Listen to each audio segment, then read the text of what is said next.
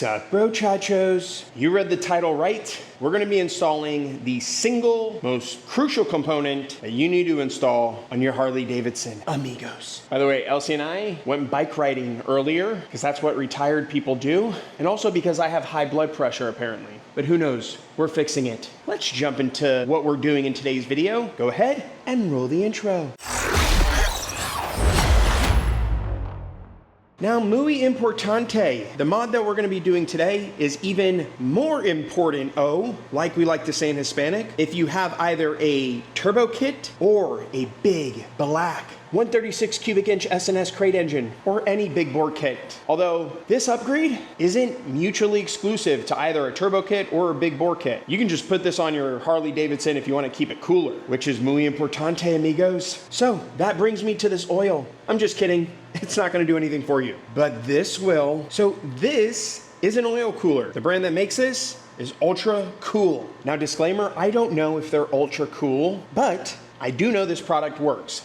How do I know that? Because I know a lot of people, homies, and they've told me that I've been sleeping on this product for way too long and that this product is amazing. Apparently this thing keeps your Harley super cool, even though their name is Ultra Cool. By the way, I don't mean their name is Ultra Cool, like I'm saying it's ultra cool. What I mean is their name is literally Ultra Cool. Damn you, Ultra Cool, guys and gals. Anyways, before my ADD takes over, this is their flow oil filter. This by itself, if let's say you don't want to buy one of these things like I did, this will lower your temperatures by 10 degrees just on its own. They also sell this in black. Now I've laid everything out here for you guys so you guys can see all that you get. If you're interested in seeing all that you get, you can just pause the video right here. The only thing that I got different in this kit is this beautiful polished flow filter, which is gonna look Gucci and hoochie right there. The other thing that it does come with is this step-by-step guide, which, well, step-by-step guides you. And as you know, I'm a brilliant dumbass, so we need step-by-step guides so that I don't screw some shit up. Before I go ahead and put this on the green machine, one thing I want to note is the bike gets hot as hell. My head temperatures get as high as 165 degrees, which is actually down like 20 degrees or 30 degrees from how hot it used to get before we added the Thundermax oil cooler, which goes right here, by the way, which is also another must-have because that reduced our head temperatures by like 30 degrees. So major difference. Let's go ahead and get it on the green machine. We'll get the oil drain, get this new system put together, and then we need to take it out for a ride and see if it actually works. Let's do it, you candy ass jabronis. Alrighty, amigos. So we got the S&S oil filter off along with the factory adapter, and we got the Ultracool oil cooler mounted. This thing is mounted with these super nice brackets, which by the way, this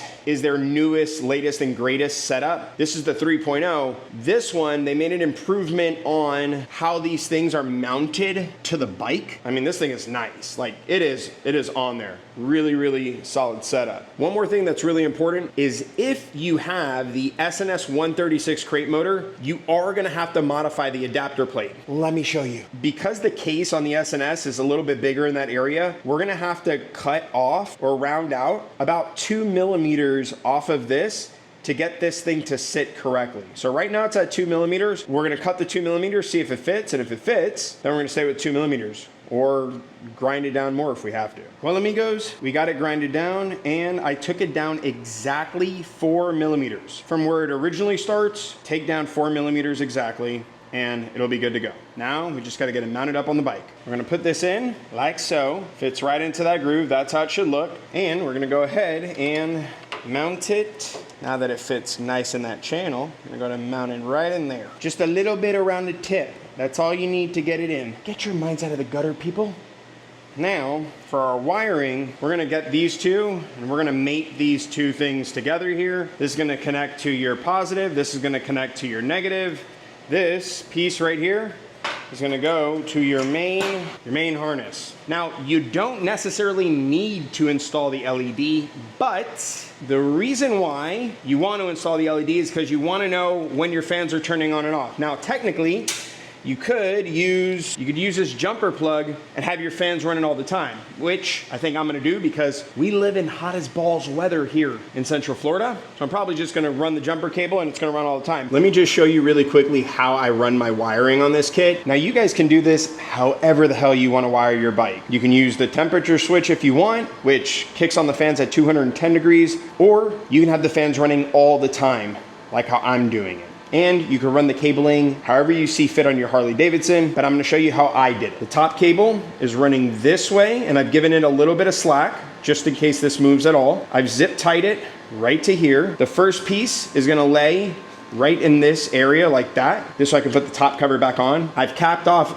this portion of the switch. This goes to your LED light, which for right now in this video, I'm not going to be installing because I'm still deciding on where I want it. So for right now, it's going there. For pretty much everybody else, I would say for the most part, hook up your LED light, especially because you will not be able to hear these fans once the whole bike is running. That'll let you know if your fans are on, is that LED light. I've connected my jumper plug right over here, and I've tucked it away nice in this section because there's like an empty cutout sort of thing. And of course, all the extra cabling is like all zip tied up. I did the same thing with the extra cabling here as well. And now, of course, I'll just go ahead and put the top back on and cover this all up. And then the other wiring, which is the one with the fuse on it, that I've tucked it all the way down in there. So I hooked up the positive and the negative, and I put the cabling down there on the inside, which runs over to the accessory plug, which I've tucked back there. I know on some of your bikes, you might be like, well, my horn is not there.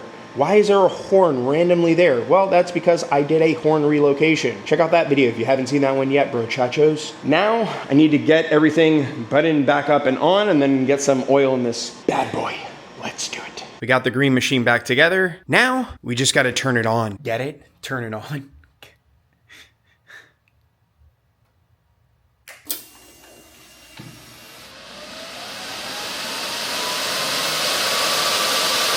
This thing sounds crazy. It sounds like a jet, like a turbo jet. Oh man, all right.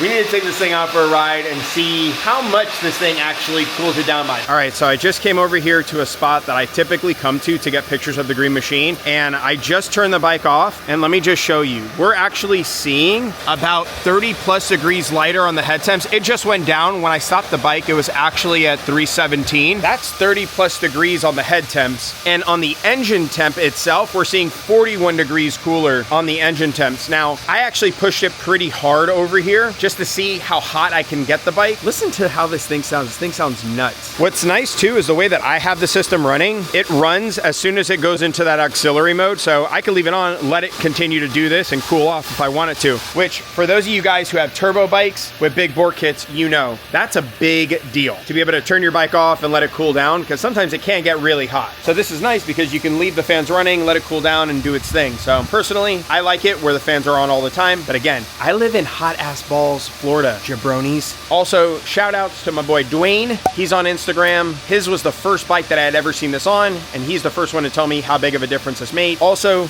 shout out to Eric Larson over at Trask Performance, because Eric also vouched for this product and said, big bore kit, big turbo, you should probably get an Ultracool. Now, if you guys are interested in picking up one of these, in the midst of me installing this on the green machine, I was able to hit up Ultracool and ask them if they could create a discount code for me. That discount code, like all of our other discount codes, wow, I had a burp there, is Bertini, amigos. Use that, save yourself some money if you're gonna pick up one of these Ultracools. Like I said, I highly recommend it.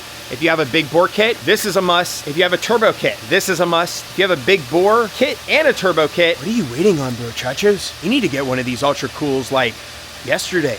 Or if you just want to keep your bike absolutely cool, pick up one of these Ultracools, save yourself 10%, use discount code Bertini. Guys, it's like we like to say in Hispanic, it's goodo. Follow me for more Hispanic advice. On that note, bro chachos, and this is by far the most muy importante thing that we say, make sure you're putting out good energy into the world and you're paying it forward. I'll check you out later. Bye now.